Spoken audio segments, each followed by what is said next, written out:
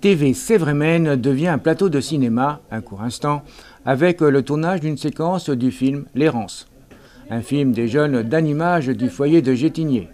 Un nouveau projet d'ampleur après le succès de leur premier court-métrage, Corvorum Ecclesia, réalisé en 2021. Tout d'abord, un scénario bien réfléchi, bien travaillé, comme les pros.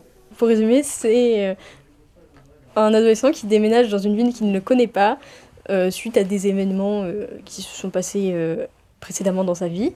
Et en fait, lors de son premier jour de cours, il va découvrir une fille assez mystérieuse dans sa classe et il va essayer de mener l'enquête pour découvrir qui est cette personne. Et il va découvrir des secrets assez étranges par rapport à ce qui s'est passé dans sa nouvelle ville.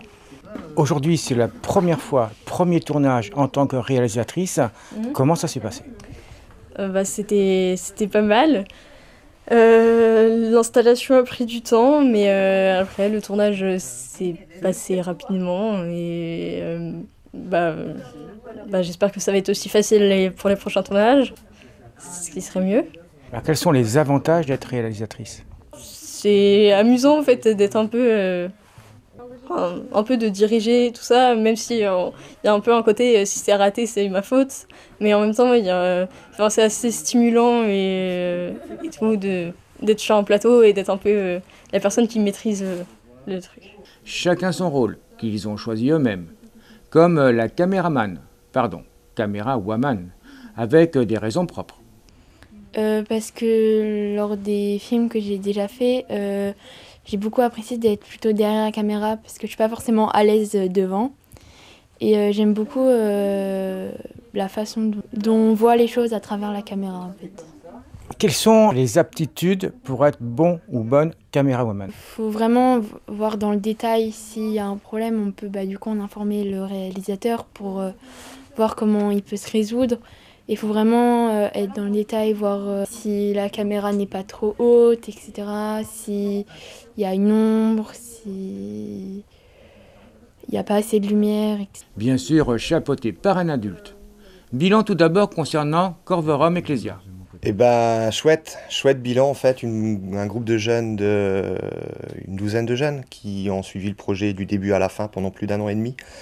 Et puis durant ce projet, ils ont acquis plein de compétences et ils ont eu envie de reconduire l'aventure. Donc carrément, on est reparti sur un deuxième projet avec eux, plus grand, plus gros et on espère plus abouti également techniquement. Alors plus grand, plus gros, plus abouti, qu'est-ce que ça veut dire ? Qu'est-ce que ça veut dire ? C'est-à-dire que le premier projet, on a tâté un peu en termes d'histoire, on a tâté en termes de matériel, tout ça. Et maintenant qu'ils maîtrisent et qu'ils savent à quoi s'attendre, donc ils sont allés beaucoup plus loin dans la réalisation de l'histoire.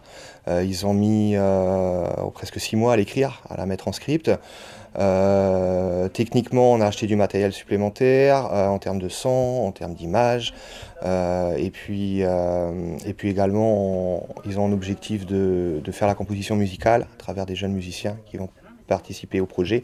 Et en termes d'acteurs également, on a voulu partir sur un vrai casting avec des jeunes qui postulent sur les différents rôles. Donc on les a réalisés, on les a recrutés.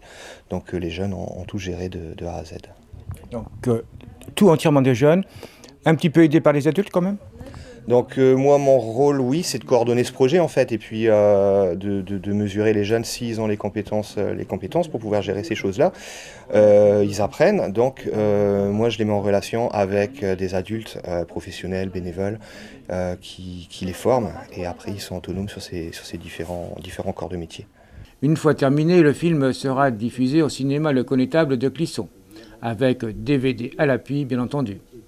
Leur ambition ne s'arrête pas là, puisqu'il est prévu de participer à des festivals. L'Errance, scène 12, plan 7, take 1.